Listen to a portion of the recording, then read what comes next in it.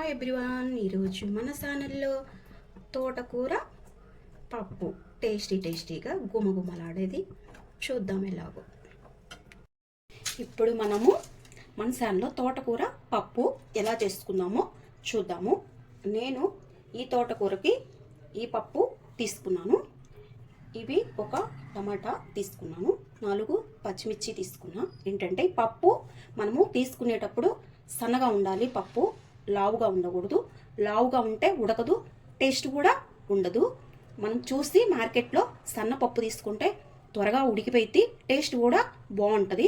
పప్పు ఇలా చూసి తీసుకోండి. నేను ఈ కప్పు పప్పు తీసుకున్నాను. ఇప్పుడు మనము ఎలా తయారు చేసుకున్నామో ఇప్పుడు చూద్దాము. కుక్కర్ ఒకటి ఇలాగా తీసుకున్నాను, పప్పు కుక్కర్లో పెట్టుకోవటానికి. పప్పు ఇప్పుడు పోసి మనము శుభ్రంగా కడుక్కొని ఇవి పెట్టుకున్నాము. పప్పుని ఇలాగా కుక్కర్ పెట్టుకున్నాక కొంచెం వాటర్ పోసుకొని శుభ్రం కడుక్కొని ఇలాగా పెట్టుకున్నాను. ఇప్పుడు కొంచెము పసుపు వేసేద్దాము.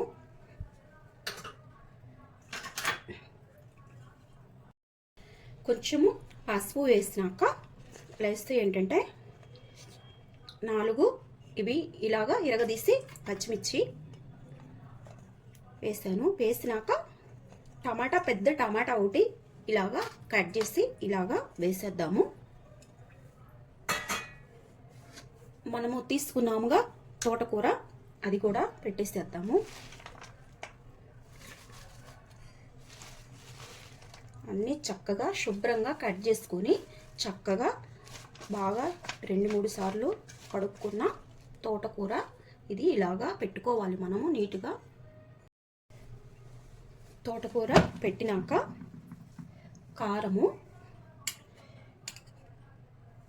కారము ఇట్లాగా వేసుకున్నాము.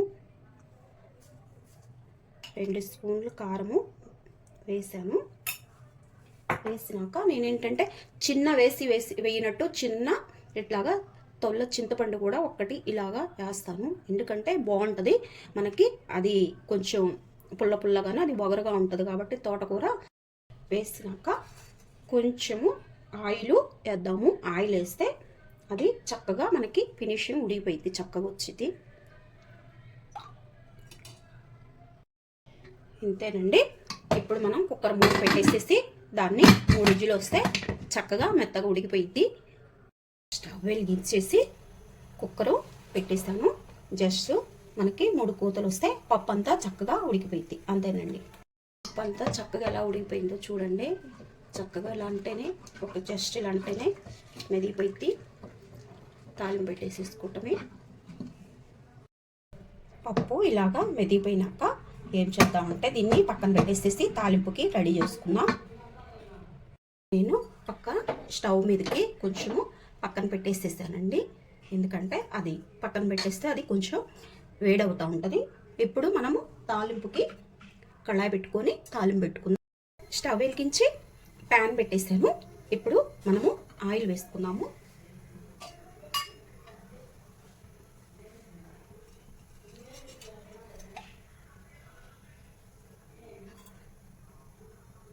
తాలింపుకి ఆయిల్ వేడి చేసుకొని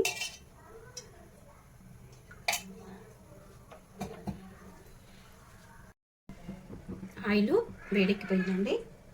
వేడెక్కిపోయాక తాలింపు వేసుకోవటానికి నేను జీలకర్ర కూడా కొంచెం ఎక్కువ వేసుకుంటానండి. జీలకర్ర వేస్తే బాగుంటుంది. 2 ఎండుమిర్చి వేసాను.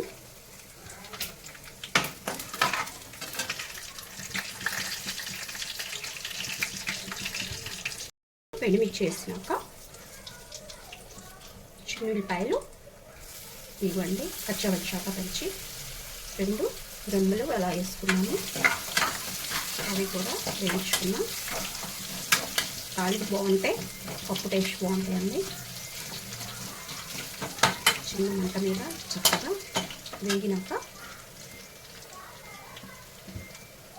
ఏంటంటే ఒక ఉల్లిగడ్డ ఇలాగా సన్నగా తరుక్కున్నది, అది కూడా వేసేసాను. దీన్ని కొంచెం బ్రౌన్ కలర్ వచ్చే వరకు కొంచెము వేగనిద్దాము. చూడండి ఇలాగ వేగినాక కరివేపాకు కొత్తిమీర అది కూడా వేయించేసుకున్నాం. ఇంకా అది కూడా చక్కగా ఫ్రై అయిపోతే బాగుంటుందండి. చక్కగా మొత్తం ఫ్రై అయిందండి నాకు. చక్కగా చూడండి మంచిగా బ్రౌన్ కలర్లోకి వచ్చేటట్టు. లాస్ట్ కొంచెం ఇంగువ వేస్తున్నానండి. అది కూడా కలుపుకున్నాక